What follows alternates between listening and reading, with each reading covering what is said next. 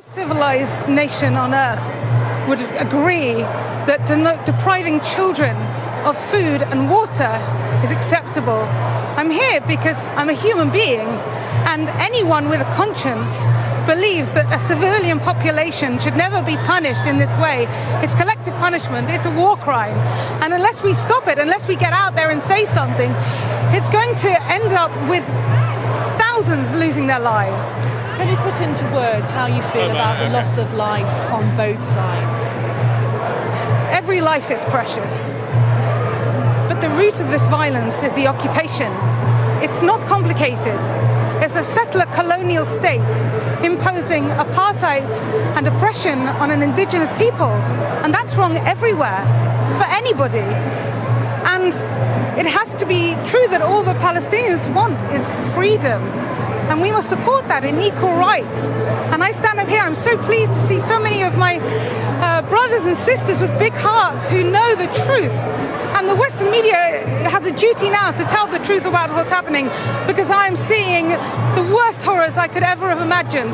I grew up in the shadow of the Holocaust, and we said never again, and that means never again for anyone. And I beg of anyone, if they have a conscience, get out there and speak and demand your leaders speak. There seem to be, of course, deep divisions on either side, but you've come out today and you were telling me earlier that this is about being a human, a fellow human being. I'm so thrilled to be here among my brothers and sisters who can see the truth, despite all the propaganda and the lies and the bias and the prejudice that we see in the Western media. It has been, quite frankly, an appalling week. What would you like to see the UK government do now? They must demand a ceasefire. They must demand that Israel stop bombing children and stop burying them under rubble. They must demand a humanitarian corridor so aid and medical supplies can get in. They must demand they have electricity. They must demand that there is food and water. This is an emergency now, a crisis, and people must rise to it. Thank you so much for your time, Katie. Thank you. So you heard there strong words from Katie. That's echoed across most of the people that we've spoken here today.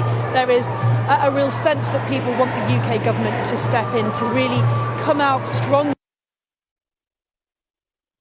Ceasefire. They want to see humanitarian corridors here, but mostly what they want from the people we've spoken to today is for a peaceful protest. We've heard there, as you were saying before, about the police presence here.